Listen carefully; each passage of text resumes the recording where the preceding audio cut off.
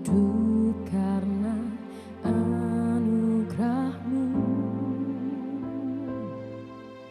Tiada satu pun dapat ku banggakan, semua karena cinta-Mu.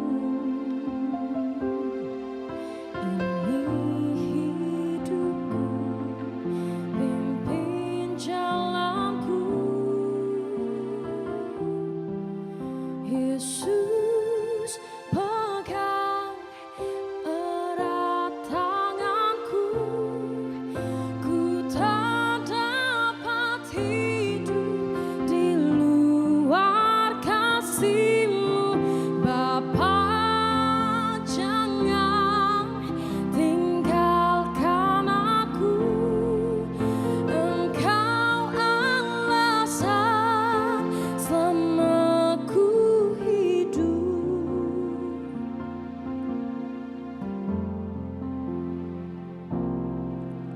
Kasih-Mu mengubah hidupku, Kau memilihku, selamatkan hidupku, semua karena cinta-Mu. Ini hidupku, pimpin jalanku, Yesus pegang erat tanganku. Ku tak dapat hidup di luar kasih-Mu, Bapa. Jangan tinggalkan aku, Engkau alasan selama ku hidup. Yesus pegang erat tanganku. Ku tak dapat hidup di luar kasih-Mu, Bapa. Jangan tinggalkan aku, Engkau alasan selama ku hidup. Yesus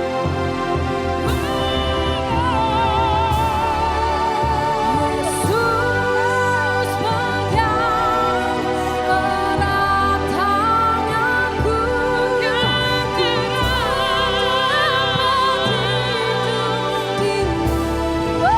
Di luar kasih-Mu, Bapa. Jangan tinggalkan aku, Engkau alasan selama ku hidup. Engkau alasan selama ku hidup. Engkau alasan selama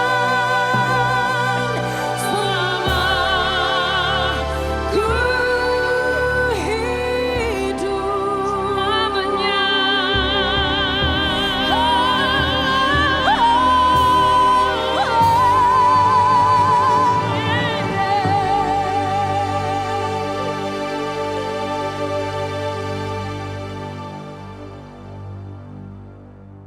Shalom Bapak Ibu, selamat pagi, selamat siang, selamat sore, atau bahkan selamat malam buat saudara sekalian yang menyaksikan video ini. Selamat datang di Philadelphia Family Church. Saya Richie Brijan, Associate Pastor dari Philadelphia Family Church. Dan hari ini, puji Tuhan, saya dapat kesempatan dipercayakan oleh Bapak Gembala untuk menyampaikan firman Tuhan yang kita akan lanjutkan. Kalau beberapa hari yang lalu kita sempat sampaikan atau bahkan dengarkan firman dari Bapak Gembala tentang kenaikan Tuhan Yesus. Tapi biar kiranya apa yang menjadi rema yang saya terima ini boleh saya bagikan untuk Bapak Ibu semua. Sebelum kita mulai, mari kita bersama-sama bersatu dalam doa. Bapa dalam surga, kami ucap syukur buat hari ini, buat kesempatan Tuhan berikan buat kami, sehingga kami semua boleh duduk bersama-sama di dalam Tuhan, kami boleh duduk dan kami mau mempersiapkan hati kami untuk mendengarkan firman Tuhan lebih baik lagi, lebih sungguh lagi. Biar kira segala firman yang Tuhan sudah sampaikan, yang akan kami dengar hari ini boleh berakar kuat dalam kehidupan kami, bertumbuh menjadi benih, menjadi sebuah tanaman firman yang menumbuhkan kami, yang menguatkan kami. Kami sambut berkat Tuhan dalam doa. Amin. Baik, Bapak Ibu, hari kenaikan Tuhan Yesus merupakan salah satu hari besar yang kita peringati sebagai anak Tuhan. Walaupun mungkin tanpa bermaksud untuk membanding-bandingkan, tapi memang hari kenaikan itu kalau kita lihat seolah-olah hari yang tidak semeriah hari Natal, perayaan Natal, atau bahkan Jumat Agung gitu ya. Tapi ada satu pesan penting yang Tuhan ingin sampaikan lewat dari kenaikannya Tuhan Yesus, bahwa itu adalah sebuah final remark atau sebuah momen penting di mana Tuhan menunjukkan bahwa Dia sudah melakukan bagiannya, yaitu salah satunya adalah berkorban, yaitu mati di kayu salib untuk saudara dan saya. Tapi di momen ini setelah kenaikan Tuhan Yesus, sebetulnya ada peran yang harus terus berjalan, ada pelayanan yang harus terus berjalan. Yaitu apa? Yaitu adalah bagiannya kita saat ini untuk melakukan apa yang Tuhan minta kepada kita. Nah, dalam Lukas 24 ayat 46-49 dikatakan bahwa katanya kepada mereka, ada tertulis demikian: Mesias harus menderita dan bangkit dari antara orang mati pada hari yang ketiga. Ayat 47, dan lagi, dalam namanya berita tentang pertobatan dan pengampunan dosa harus disampaikan kepada segala bangsa mulai dari Yerusalem. Kamu adalah saksi dari semuanya ini. Dan aku akan mengirim kepadamu apa yang dijanjikan Bapakku. Tetapi kamu harus tinggal di dalam kota ini sampai kamu diperlengkapi dengan kekuasaan dari tempat tinggi. Nah, ini adalah salah satu kalimat pembuka di dalam Lukas atau bahkan di Matius 28 bicara tentang amanat agung, bahwa Tuhan meminta kita untuk memuridkan. Dan di sini saya bacakan di Matius 28 ayat 19-20 dikatakan bahwa di ayat ke-17, ketika melihat Dia, mereka menyembahnya.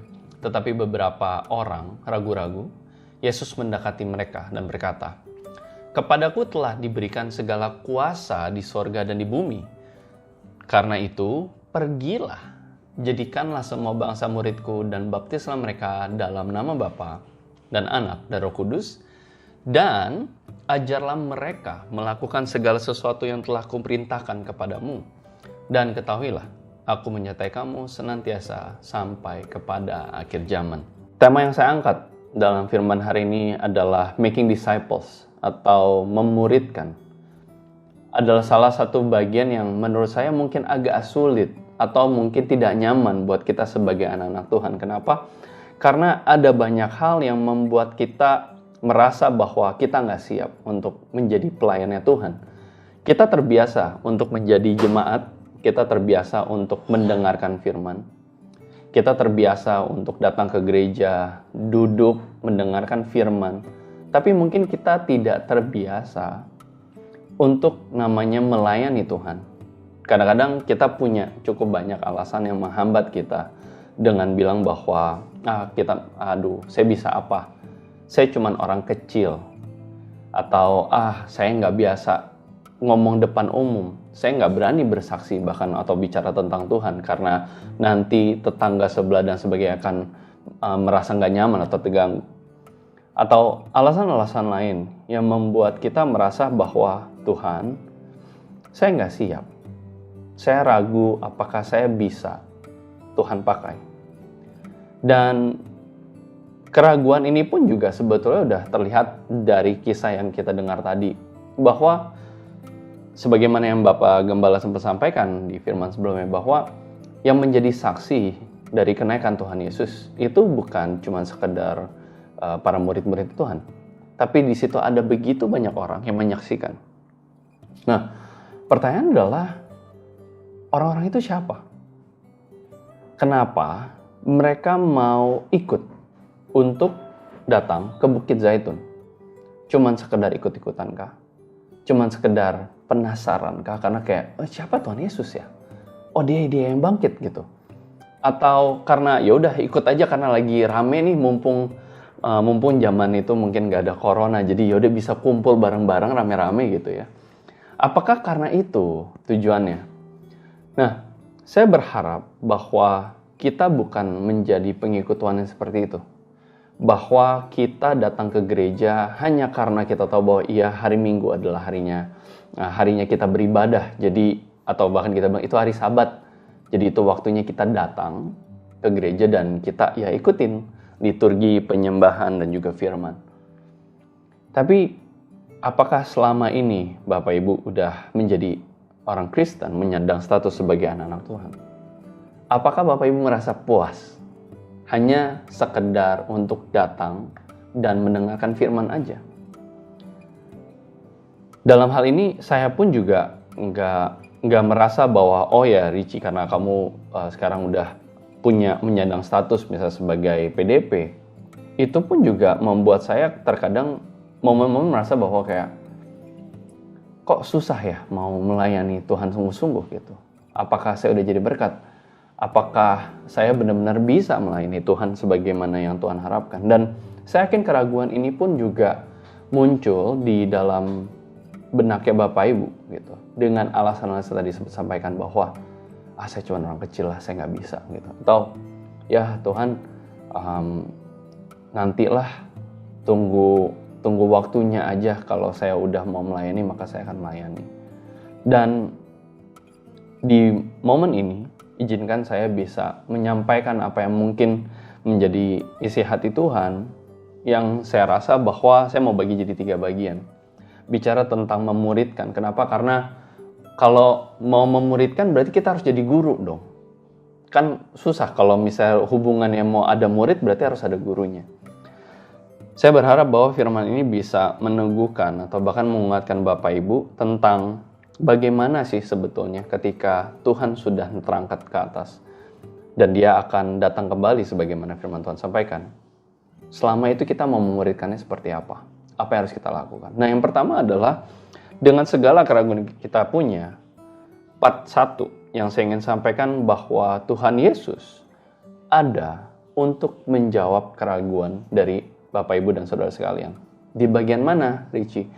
Bahwa yang kita bicara soal amanat agung itu selalu di Matius 28 ayat ke 19 sampai 20. Bicara bahwa karena itu pergilah, jadikanlah semua bangsa muridku dan baptislah mereka dalam nama Bapa dan Anak dan Roh Kudus, dan ajarlah mereka segala sesuatu, melakukan segala sesuatu yang telah kuperintahkan kepadamu, dan ketahuilah aku menyertai kamu senantiasa sampai kepada akhir zaman.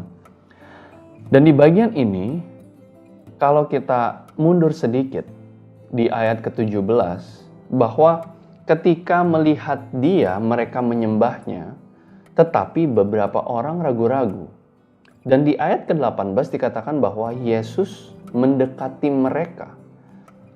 Yang saya dapatkan remanya adalah, Tuhan Yesus bukan cuma sekedar mendekati murid-muridnya untuk membicarakan tentang amanat agung. Tapi justru Tuhan Yesus mendatangi atau mendekati mereka yang ragu-ragu. Mereka yang takut untuk memberitakan firman-Nya. Mereka yang takut untuk bersaksi. Mereka yang takut untuk menyatakan bahwa ada pengampunan dosa. Ada pertobatan yang Tuhan siapkan. Dan ini adalah bagian yang saya yakin kita merasa kesulitan. Kenapa? Kita saya bukan pendeta, saya bukan penginjil. Saya nggak bisa ngomongin soal pertobatan atau pengampunan dosa. Maka di sini Tuhan Yesus datang untuk apa? Untuk kasih tahu ke kita semua bahwa aku datang mendekati engkau karena engkau ragu-ragu. Makanya di sini saya sampaikan bahwa Yesus mendekati mereka dan berkata, kepadaku telah diberikan segala kuasa di surga dan di bumi. Supaya apa? Karena kita tahu bahwa kita merasa takut. Kita merasa tidak berani. Kenapa? Karena kita terbatas. Karena ada hal yang mungkin menurut kita, bukan otoritas kita. Siapa kita? Nggak bisa ngomong dan sebagainya. Tapi di sini mau mengingatkan bahwa Tuhan datang dan Dia akan memberikan kuasa Dia akan memberikan seseorang, dalam hal ini Roh Kudus, untuk menyertai kita juga, menemani pelayanan-pelayanan kita. Dan disinilah bagian di mana kita seharusnya nggak ragu. Makanya Tuhan bilang, karena itu pergilah, pergi. Kemana Tuhan tempatkan kamu, kemana Tuhan tempatkan Bapak Ibu, mau itu kok dari keluarga sendiri, keluarga yang jauh, komunitas di lingkungan setempat. Tuhan minta, pergilah, jadikanlah semua bangsa muridku.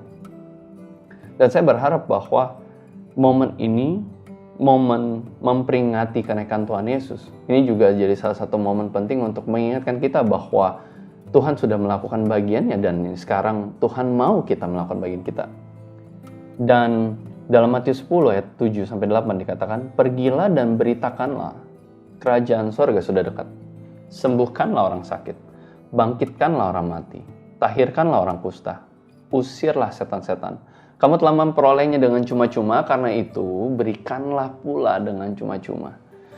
Jadi dalam bagian satu ini saya mau akhiri bahwa mengikuti Yesus itu bukan sekedar ikut-ikutan, tapi justru kita belajar untuk menghidupi Yesus yang hidup. Saya ulangi, mengikuti Yesus itu jangan sekedar ikut-ikutan, tetapi belajarlah untuk menghidupi Yesus yang hidup. Sehingga akhirnya kita bukan menjadi orang-orang yang sekedar ikut ke Bukit Zaitun dan menyaksikan bahwa oh Tuhan terangkat ke surga, atau bahkan untuk segera tahu, oh itu Tuhan Yesus yang bangkit dari kematian. Tapi justru ketika kita ada di situ, kita belajar untuk menghidupi bahwa iya, saya tahu dia adalah Yesus yang hidup. Dan dengan kuasanya, saya pun akan belajar dan saya memberanikan diri untuk memberitakan firman Tuhan, menceritakan tentang pertobatan dan penghapusan dosa yang Tuhan Yesus berikan. Itu bagian yang pertama. Dan yang kedua adalah kalau kita sudah terjawab keraguan kita, hal yang kedua yang kita bisa lakukan untuk mulai berani memuridkan adalah yang bagian kedua, yaitu sadari peran kita sendiri. Bahwa yang Tuhan mau, Tuhan meminta kita menjadi apa? Menjadi witness-nya. Engkau akan menjadi saksiku. Dalam Yohanes 15 ayat ke-27, and you also must testify. Engkau harus memberitakan, engkau harus bersaksi. Dan di dalam Lukas 26, 47 ayat 48, dan lagi, dalam namanya, berita tentang pertobatan dan pengampunan dosa harus disampaikan. Ayat 48 katakan, kamu adalah saksi dari semuanya ini. Ya, kamu, Bapak Ibu, dan saya, kita adalah saksinya.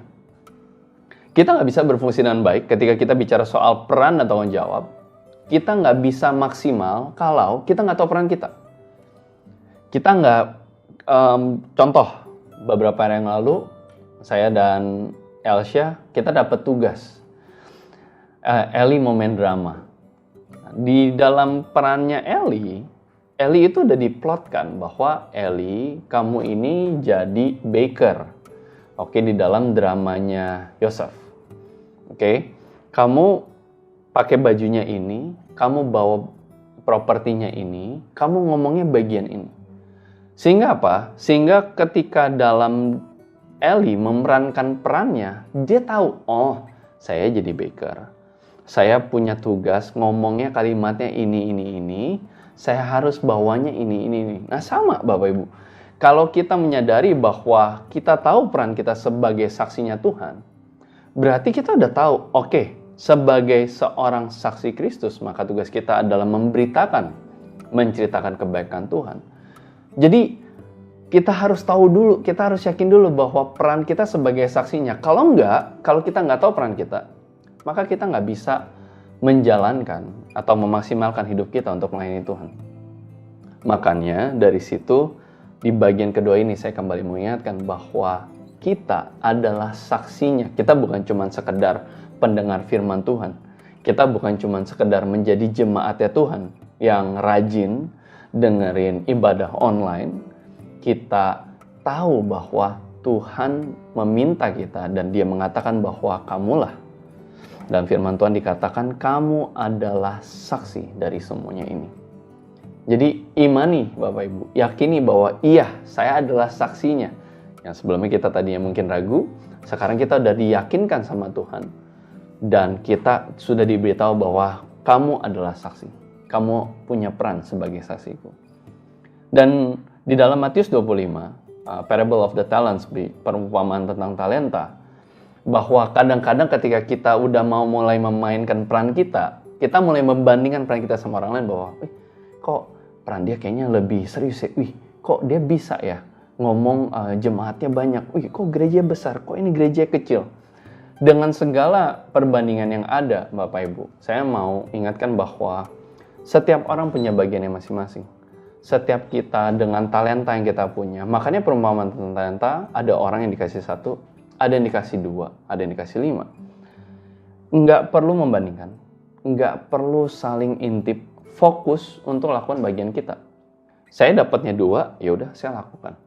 Karena di dalam perumpamaan talenta tersebut, yang 1 dia akhirnya mengubur talenta tersebut. Yang 2 dia kembangkan jadi 4, dan yang 5 dia kembangkan jadi 10. Dan di akhir perumpamaan tersebut kita tahu bahwa tuannya disenangkan. Dan mari bergabung dalam kesukaan. Dalam hal ini saya mau ingatkan bahwa ada proses yang memang kita harus lewati. Sehingga talenta tersebut bisa bertumbuh dan berkembang. Dan akhirnya kita pun bisa turut masuk ke dalam kebahagiaan yang dimaksud oleh tuannya itu. Saya berharap di bagian yang kedua ini kita kembali diingatkan bahwa peran kita jelas.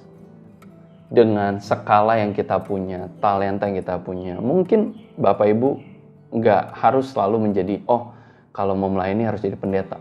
Kalau mau melayani harus punya jabatan dulu. Harus punya posisi yang tinggi dulu sehingga bisa berpengaruh. Nggak juga Bapak Ibu. Justru di momen-momen seperti ini kita punya kesempatan untuk bisa memberitakan, untuk bisa bersaksi. Dimanapun kita dipercayakan, dimanapun kita ditempatkan, di pekerjaan, di lingkungan keluarga, di lingkungan bertetangga, kita belajar untuk menjadi saksinya Tuhan. Dengan apa? Ya, mulai dari hal yang kecil. Jangan tekankan ego kita, sehingga akhirnya kita hanya mau melayani di saat ada momen yang besar saja. Dan makanya di sini kita masuk ke bagian yang ketiga, yaitu disciples, making disciples. Yaitu bahwa kita sudah tahu, kita dipanggil, semua kita dipanggil. Tidak ada di firman Tuhan dikatakan bahwa hanya pendeta yang melakukan pelayanan gitu ya, dan kita semua hanya menunggu saja sampai Tuhan Yesus datang. Tapi justru di sini firman Tuhan katakan kamu adalah saksi. Maka biarlah kiranya dorongan itu terus muncul sehingga kita nggak menunggu. Jangan mudah terbuai dengan membayangkan bahwa saya udah masuk ke dalam lingkungan gereja yang cukup aktif kok dalam melayani. Gereja saya programnya udah banyak, udah pelayanan ke sini situ. Jadi saya kan udah mendukung, saya udah menabur. Poinnya bukan di situ Bapak Ibu. Poinnya adalah apakah kita sudah melakukan bagian kita. Karena nanti dalam penghakiman yang ditanya bukan apa yang gerejamu sudah lakukan, bukan. Yang ditanya adalah apa yang kamu sudah lakukan untuk Tuhan. Apakah kamu sudah melayani orang-orang yang mungkin kurang beruntung? Apakah kamu sudah melayani orang-orang di pinggir jalan? Apakah kamu sudah melayani dengan apa yang Tuhan percayakan, segala talenta yang Tuhan kasih ke kamu? Dan biarlah kiranya alasan-alasan yang kita punya, keraguan-keraguan yang kita punya, itu justru boleh kita hentikan saat ini. Karena kita tahu Dia yang mengawal kita, sehingga kita bisa melakukan bagian kita untuk menjadi saksinya dan memuridkan segala bangsa. Akhir kata, kalau saya boleh tutup, bahwa belajar untuk kita memulai memberanikan dari hal kecil. Jangan terlalu khawatirkan apa yang orang bilang, orang katakan. Percayalah, apa yang orang bilang justru banyak sekali akan menghambat kita. Kita takut bersaksi, kita takut menunjukkan bahwa kita anak Tuhan. Kenapa? Karena kita takut dicemooh, kita takut dicecer, kita takut dijulitin gitu ya. Tapi justru ketika kita percaya bahwa ya ini yang Tuhan mau, bahwa aku harus melayani, Dan kita tahu memang melayani Tuhan bukanlah hal yang mudah. Makanya kita belajar untuk menyerahkan ego kita, kembali membawanya kepada Tuhan, bahwa Tuhan, ini aku, ini hidup aku, pakai aku sehingga aku bisa Tuhan pakai di mana Tuhan tempatkan, biar menjadi calling, biar menjadi panggilan. Saya dan istri juga adalah dalam satu momen di mana kita mulai bertanya gitu, kemana Tuhan mau mengarahkan pelayanan kita. Sebagaimana yang Bapak Ibu tahu, mungkin di sekitar 2017, 2018, gereja kita punya komunitas anak-anak muda gitu. Tapi memang di akhir 2018, kami berdua putuskan untuk sepertinya kita nggak bisa komit lebih jauh. Dan akhirnya komunitas itu pun dalam tanda petik dibubarkan. Dan kami pun berdua juga belajar untuk terus bertanya kayak Tuhan mau bawa kita pelayanannya kemana gitu. Sekarang kita udah punya anak dan puji Tuhan kemarin kita dapat kesempatan, kita dipercayakan oleh Tuhan, Bapak Gembala dan juga oleh gereja untuk boleh membimbing salah satu jemaat kita yaitu Yoses Nacerin untuk jadi melakukan bimbingan pranikah. Kita pun juga masih bertanya kok gitu, apakah Tuhan, apakah ini akan menjadi pelayanan kita yang berikutnya untuk mulai membimbing couple yang tadinya fokusnya mungkin ke individual, ke youth, dan kita mulai melihat, oh kayaknya Tuhan mau kita belajar untuk melayani si para calon-calon mempelai ini ya. Itu pun kita juga masih bertanya-tanya. Tapi kita belajar untuk terus mencari, kita belajar untuk terus Tuhan, apa yang Tuhan mau kita lakukan. Dan saya berharap ini pun juga pertanyaan yang Bapak Ibu ataupun saudara-saudari bisa tanyakan. Tuhan mau aku ngapain? Ketika aku udah tahu aku harus menjadi saksimu gitu ya. Apa yang Tuhan mau aku lakukan? Ini adalah bagian yang saya rasa Bapak Ibu, saudara semua harus tanya, harus berani nanya dan bilang bahwa Tuhan, aku mau serahkan apa yang menjadi egoku, apa yang menjadi kepentinganku untuk bisa melayani Tuhan lebih lagi. Kita nggak akan merasa maksimal, hidup kita nggak akan merasa jadi bawa dampak. Ketika kita sendiri nggak mau nanya, sebetulnya Tuhan mau ngarahin kita kemana. Akhirnya kita mungkin ngelakuin hal yang itu aja. Padahal sebenarnya mungkin Tuhan udah mau bawa kita ke suatu tempat yang lain. Kita ngerasa bahwa kayak ini titiknya, ini tempatnya gitu. Tapi mungkin Tuhan bilang bahwa bukan, yang tempatmu udah lewat. Saya udah sediain ladangmu yang baru. Dan biarlah kiranya momen ini mengingatkan kita bahwa Tuhan mendorong dan Tuhan siap untuk menyertai Bapak Ibu, saudara sekalian dan juga saya dan keluarga untuk kita melayani Dia lebih lagi. Saya berharap semoga kiranya kita nggak menjadi pribadi yang menatap ke langit sebagaimana yang di firman Tuhan katakan bahwa ketika mereka sedang menatap ke langit waktu Ia naik, tiba-tiba berdirilah dua orang berpakaian putih dekat mereka. Hai orang-orang Galilea, mengapakah kamu berdiri melihat ke langit? Dan semoga firman ini mengingatkan supaya kita nggak cuman sibuk lihat ke atas, menunggu Tuhan, ya Tuhan kapan kau datang, kapan kedatangan Tuhan yang kedua kali, nggak pernah tahu. Firman Tuhan katakan seperti itu. Tapi justru daripada kita sibuk melihat ke atas, mulai belajar untuk melihat di sekeliling kita. Apa yang kita bisa berikan sehingga nama Tuhan bisa dimuliakan. Amin. Mari kita tutup firman ini dalam doa. Bapa dalam surga, terima kasih buat firman yang Tuhan sudah berikan buat setiap kami. Berikan kami hati-Mu Tuhan. Berikan kami hati yang penuh dengan belas kasihan. Berikan kami hati yang terenyuh Tuhan, yang hancur. Ketika kami bisa melihat Tuhan orang-orang yang membutuhkan Engkau. Biar kiranya Tuhan jadikan kami sumber berkat, sumber kekuatan juga, sehingga kami pun bisa memberkati mereka. Tuhan tentukan panggilan kami. Jadikan kami pribadi-pribadi yang bukan hanya sekedar duduk mendengarkan firman Tuhan, tapi justru jadikan kami pelaku-pelaku firman-Mu Tuhan. Jadikan kami saksi-Mu.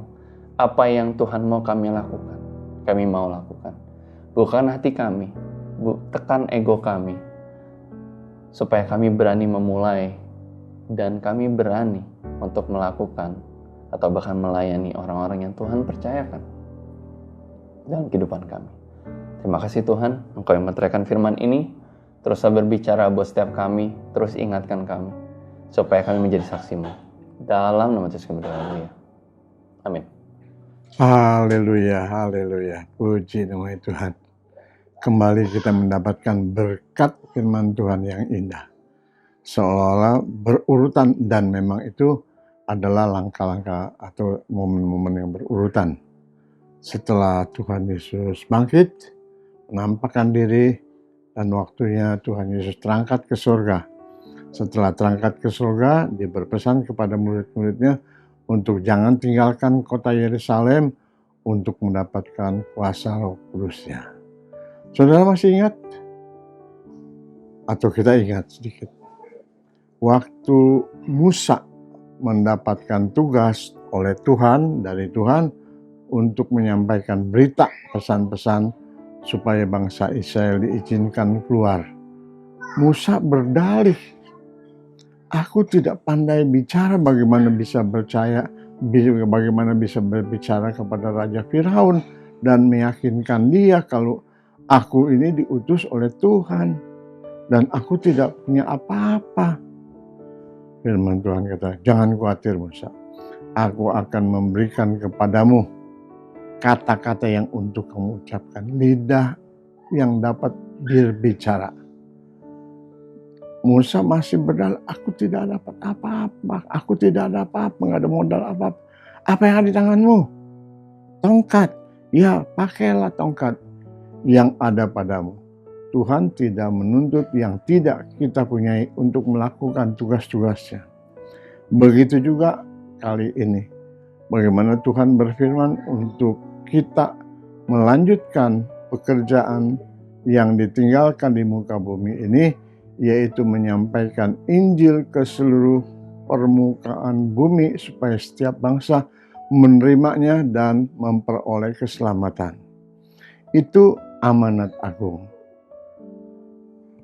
Ada yang berdalih, aku tidak pandai bicara, aku belum sekolah Alkitab, aku tidak banyak sekali. Saudara, nggak usah khawatir. Allah yang Tuhan kita, Tuhan yang Allah Tuhan yang kita sembah, begitu adil, dan Dia Maha tahu apa menjadi keperluan kita.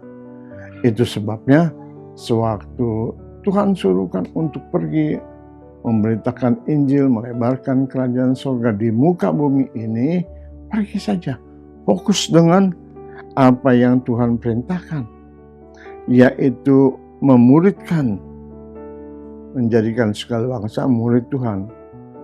Yang pertama, bertindak. Ada keinginan, ada kerinduan, kita tergerak. Tuhan tolong, saya mau menyelamatkan saudara saya mau memberitakan Injil kebenaran, Injil keselamatan kepada teman saya dan lain-lainnya. Berikan saya pengertian, berikan saya kemampuan untuk berbicara, berikan kepada saya untuk pengertian menyampaikan bagaimana firman Tuhan yang bagus. Ya, puji nama Tuhan. Ada modal. Ada yang diberikan 1 talenta, ada yang memberikan 2 talenta, ada 5 talenta. Masing-masing kita mempunyai talenta, kemampuan. Tergantung kita mengembangkannya. Dan Tuhan tidak tuntut tentunya yang mendapatkan 2 talenta untuk mendapatkan 10 talenta. Buahnya, imbalannya. Tidak. Asal kita melangkah. Langkah pertama yang penting. Lantas kita fokus apa yang kita mau sampaikan. Apa yang sudah Tuhan pesankan kepada kita. Karena Tuhan sudah mengambil bagian-bagian yang kita tidak bisa lakukan. Ya, dalam keadaan terang. Ya, seperti hari Kamis yang lalu saya sampaikan, baik Adam sewaktu mendapatkan Hawa, dia tertidur. Sehingga seolah-olah Hawa itu tidak begitu penting atau dihargai untuk dibela. Sewaktu kesalahan itu dia lemparkan kepada Hawa. Begitu juga Abraham. Padahal Tuhan berjanji. Namun di dalam kegelapan, dalam keadaan tertidur Abraham, Tuhan mengadakan perjanjian kepada anak keturunanmu lah aku berikan semuanya itu. Begitu jelas. Tetapi tidak lama kemudian pasal 16 ya, sewaktu Sarah menawarkan Hagar untuk memperoleh anak, dia tidak menolaknya, dia tidak sampaikan, dia tidak jelaskan bahwa pada waktu itu Tuhan mengadakan perjanjian dengan istimewa, dengan begitu sakral. Tuhan sendiri melakukan. Dia seolah tidak mengambil bagian. Waktu tertidur, tidak tahu apa yang Tuhan kerjakan. Namun sekarang kita tahu, ada mata, bukan 2 orang saja mata yang melihat, tetapi lebih daripada 500 murid-murid melihat waktu Tuhan Yesus naik ke surga, terangkat ke surga. Dan segitu banyaknya juga mereka yang mendapatkan, mendengarkan perintah untuk menyampaikan, melebarkan kerajaan surga, menyampaikan Injil keselamatan kepada seluruh bangsa. Jangan ragu, jangan bimbang. Langkah pertama kita harus lakukan, itu keinginan kita. Fokus apa yang kita mau kerjakan. Jangan khawatir. Seperti Musa mendapatkan kekuatan, jangan takut Musa, jangan khawatir, aku yang akan memberikan kamu perkataan kepada Firaun dan lain-lainnya. Kamu tidak memiliki apa, enggak jadi soal, sebab Tuhan tidak menuntut apa yang kamu tidak punya. Tetapi kalau kita mempunyai hati dan taat dengan perintah Tuhan, dengan keinginan Tuhan, bagian yang Tuhan percayakan kepada kita, lakukan. Sebab ayat yang 49 saudara ya, dan aku akan mengirimkan kepadamu apa yang dijanjikan Bapakku. Sampai di sini saudara, masih ragu atau tidak mengerti? Oke, minggu depan kita ada hari raya Minggu ke-7, hari raya Pentakosta, pencurahan Roh Kudus. Mulai saat ini, saudara yang sudah percaya kepada firman Tuhan, Efesus katakan sudah dimeteraikan dengan Roh Allah. Tuhan kirimkan di dalam hati dan hidup kita. Seperti juga di dalam Kisah Rasul pasal 1 ayat 8, kamu akan memperoleh kuasa. Ya, sini disampaikan, tetapi kamu harus tinggal di dalam kota ini sampai kamu diperlengkapi dengan kekuasaan dari tempat tinggi. Mari kita bertekun, mari kita minta dengan rasa rindu yang mendalam. Tuhan akan berikan, Tuhan akan limpahkan, Tuhan akan penuhi kehidupan kita dengan Roh Kudus. Bukan hanya itu saja saudara. Roh Kudus itu pentingnya bukan hanya untuk menyampaikan, untuk bersaksi, untuk berkhotbah. Tidak saudara. Melainkan juga Roh Kudus adalah untuk menuntun kita melangkah menjadi gereja yang disempurnakan. Di dalam kita menanti kedatangan Tuhan Yesus. Sebagai mempelai wanita gereja Tuhan, perlu kita mempersiapkan diri. Puji nama Tuhan. Tuhan memberkati kita semuanya dengan kebenaran firman Allah. Tuhan memberkati hambanya Regi Wirjan yang sudah menyampaikan firman Tuhan. Dan Tuhan sudah memberkati kita sekalian karena kesempatan kita untuk mendapatkan firman Tuhan. Haleluya. Haleluya. Amin. Puji Tuhan saudara. Dan kita akan akhiri ibadah kita pada pagi hari ini. Mari kita tunduk kepala dan sebentar kita terima berkat dari Tuhan sendiri. Tuhan Yesus, kami mengucap syukur, terima kasih. Kembali kebenaran firman Allah Tuhan sampaikan.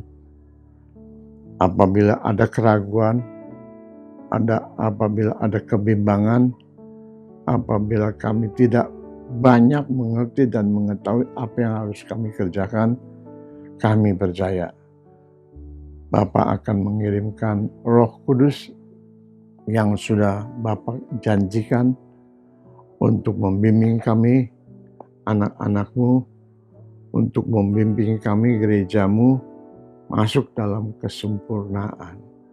Terima kasih. Terima kasih. Ampuni segala kekurangan, kelemahan kami, keraguan kami. Roh Kudus, marilah, bekerjalah dalam hati kami, dalam hidup kami. Pakailah lidah bibir kami, pakailah kaki kami, pakailah tangan kami untuk melakukan apa yang Tuhan percayakan kepada kami untuk mengerjakan dan melebarkan kerajaan surga. Terima kasih Tuhan, Engkau tidak menuntut apa yang kami tidak punya, Tuhan tidak menuntut apa yang kami tidak mampu, tetapi Tuhan persiapkan kami. Karena talenta kami peroleh, karena kuasa dan pengurapan Tuhan telah kirimkan kepada kami. Biarlah kami senantiasa boleh bergaul dengan Roh Kudus-Mu, sehingga hati kami, pikiran kami, dan hidup kami senantiasa dikuasai oleh Roh Kudus-Mu yang memimpin kami setiap hari di dalam jalan kebenaran-Mu, yang membimbing kami setiap hari dalam terang kebenaran firman Allah, dan hadirat Allah melingkupi kami sekalian. Baik kami bekerja, baik kami sekolah, dimanapun kami berada, kami percaya Roh Allah senantiasa ada menyertai kami, membimbing kami. Apabila senantiasa juga kami boleh dekat dan bergaul kepada Tuhan, sumber keselamatan, sumber kehidupan kami. Terima kasih Tuhan, terima kasih. Saudara-saudara sekalian yang dikasihi oleh Tuhan, mari terimalah berkat dari Tuhan sendiri.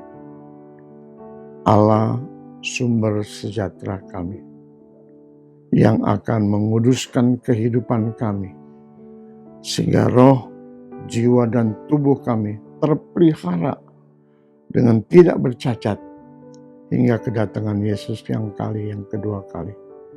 Kami sebagai gereja-Mu mempelai Kristus, mempelai wanita, untuk bersiap diri, untuk berjaga-jaga, sebab hari kedatangan-Mu Tuhan, kami tidak tahu.